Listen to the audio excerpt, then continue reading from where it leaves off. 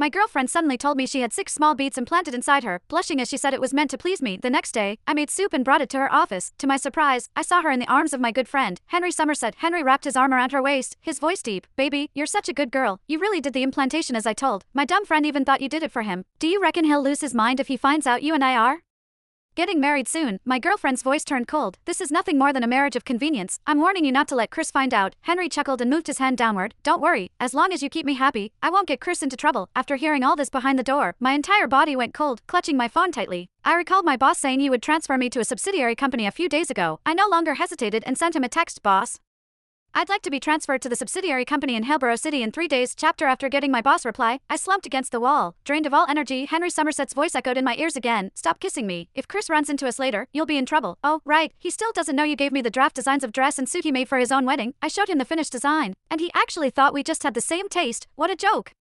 He's so naive, it's almost hilarious. My face turned pale instantly. I had been with Jenna Rogers for 6 years. Everyone in her social circle knew me. They all knew I didn't care about fame or money. My only hope was that Jenna could have a bright future. Once, she promised me she'd give me a grand wedding. I was so happy that I stayed up night after night designing our wedding outfits myself, revising them again and again until I finalized the last version. But a while back, the drafts suddenly disappeared. I tore the place apart looking for them, but I found nothing. Jenna hugged me with a guilty expression. She cried as she said, maybe I accidentally threw them out with the trash. I'm sorry, Chris. The effort from countless hours of work and sleepless nights, gone just like that. Of course, it hurt, but I still forced myself to comfort her, telling her it was okay, that I could just redo everything now. The truth hit me like a sledgehammer. My sketches hadn't ended up in the trash at all. She had handed them over as a gift to the man she was actually engaged to. I couldn't listen anymore. My steps faltered as I stumbled into the restroom. Just then, my phone buzzed. It was a message from Henry. Chris, when are you coming back? My fiancé stopped by and left. Otherwise, I really would have loved to introduce you too. I stared at my reflection. My face was pale. I splashed cold water on myself, trying to clear my head. Slowly, I walked back out. Henry was humming to himself. When he saw me, he looked me straight in the eyes with a knowing smirk. What took you so long? Did you see my fiancée? She's gorgeous, isn't she? I met his gaze, and in that instant, I understood he had done all of this on purpose. He wanted me to see everything and to crush whatever feelings I still had left. However, he seemed to forget something. Jenna and I had been publicly dating for 6 years. Even if we couldn't make it to the end, I wasn't some third wheel hiding in